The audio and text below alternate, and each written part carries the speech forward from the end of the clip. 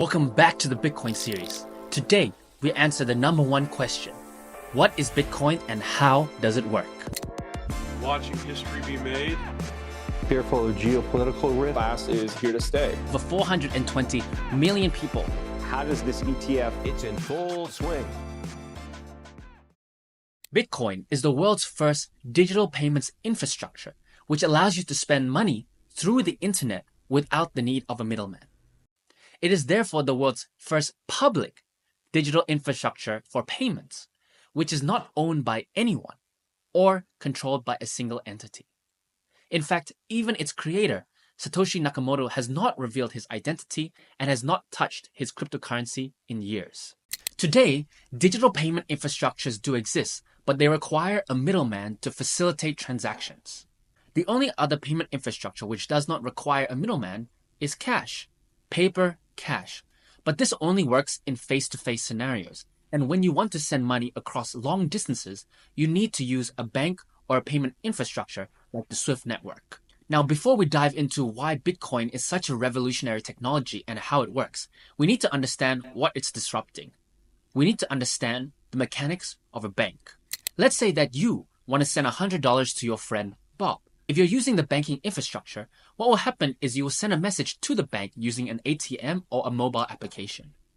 This will tell the bank that you want to transfer money to Bob. And what the bank will do is check in your account on their internal private ledger to see whether you have $100 available to send. They do this because they want to prevent the double spending problem, the scenario in which you spend money that you don't have.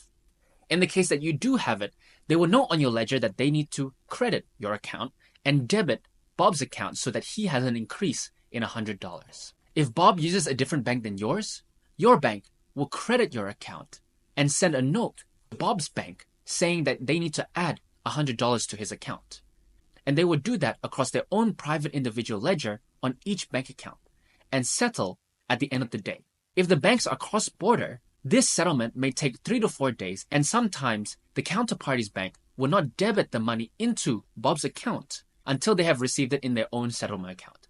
This is because banks themselves across borders do not trust each other, as they are receptive to go bankrupt or cause fraud. Now, this isn't a bad model because banks are highly regulated by the government to ensure that they don't go bankrupt. But in recent history, like the 2007 banking crisis, just broad-based declines across all of the major technology sectors. Apple's under pressure, Yahoo down 8.5%, Cisco 6.5%, Research in Motion 10%. And we're not getting the bid wanted. We're not getting the stop trading, and we see where the buyers are. We're just every day they're pounding it. And in 2023, Silicon Valley Bank went bankrupt due to bad risk management. During the Obama-Biden administration, we put in place tough requirements on banks like Silicon Valley Bank and Signature Bank, including the Dodd-Frank law to make sure that the crisis we saw in 2008 would not happen again. Which shows that the banking infrastructure is not entirely perfect. In fact, banking infrastructure cross-border is slow and expensive, and it takes 3 to 4 days to settle if you're sending from different countries. In Bitcoin, this is instantaneous. So how does Bitcoin allow for an instantaneous transaction without a middleman? Well, they do this by replacing the bank's internal private ledgers that are maintained by individual banks with a public and fully accessible ledger for everybody to access. This means that we're changing the fragmented system that banks deploy to a one-ledger system known as the Bitcoin blockchain. By having things public, we can see all the information that is accessible on the blockchain, including which accounts have what money, so that we can avoid the double spending problem. The reason why it's called a blockchain is because the blockchain is just a series of information that is added to each other in blocks. Each block is worth 10 minutes of information, so that the historical transactions do not get erased, but just get simply updated with every single block. If you want to hold Bitcoin, you will need to use a technology called a wallet. A wallet is a technology which creates a wallet address, which is an identifier for you on the blockchain. This wallet address is like an account which you can get from a number of different wallet providers for free without sharing your personal details. So what the data looks like on the blockchain is just simply a wallet address with the transaction data that is connected with this address. This is how your blockchain system maintains anonymity while being public. And by By having a continuous store of data, we can ensure that there is no fraudulent transactions.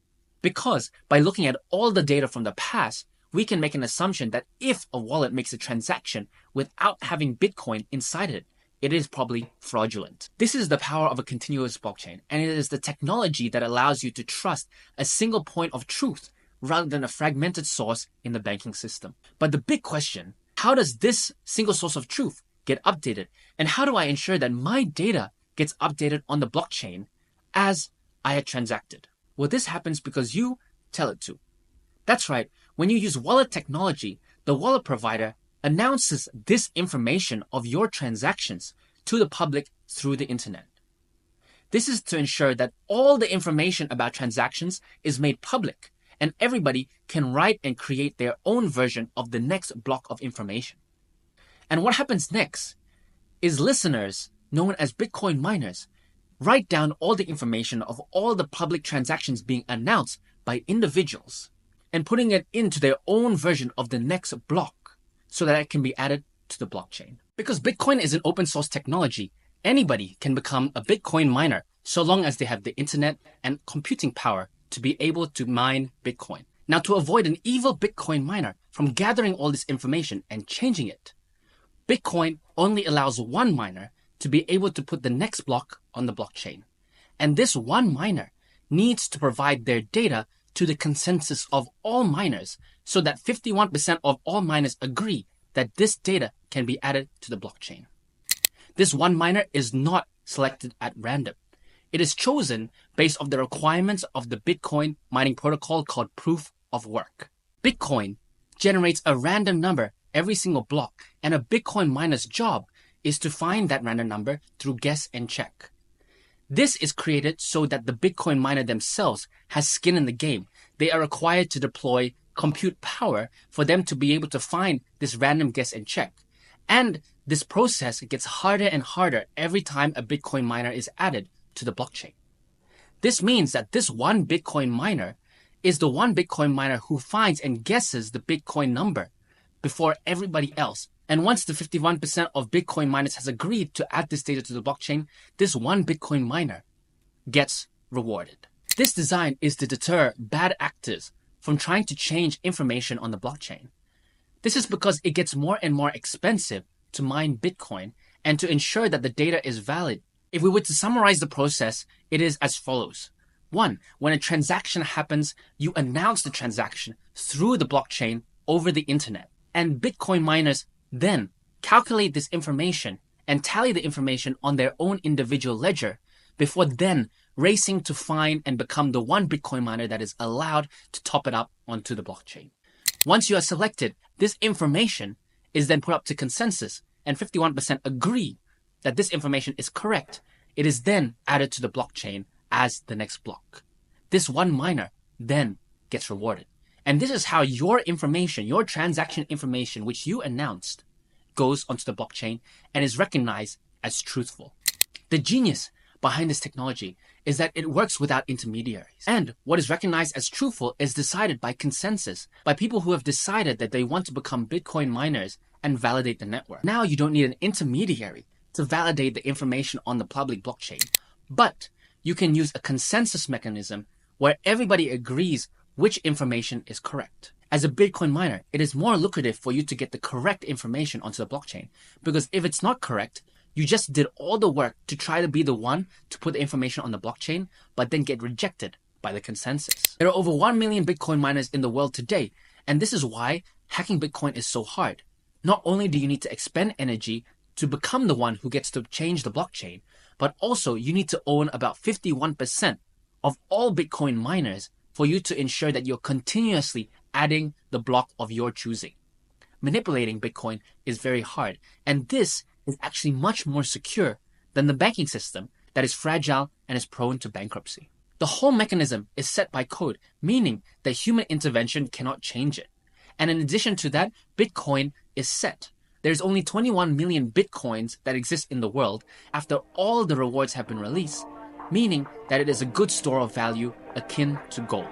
This is how the Bitcoin technology has gained mass attention And many people have started to believe that Bitcoin is one of those assets that will stay for a long time. This is a monumental step for the crypto industry and for Coinbase too. And the reason is that, look, there's 52 million Americans who have been using crypto over the past decade. And I think they've been hungry for some kind of acknowledgement from the government and the SEC in particular that this asset class is here to stay. Thank you guys for watching. You just watched part 2 of the Bitcoin series. Next up, we're going to talk about the history of Bitcoin and what it is today. Stay tuned.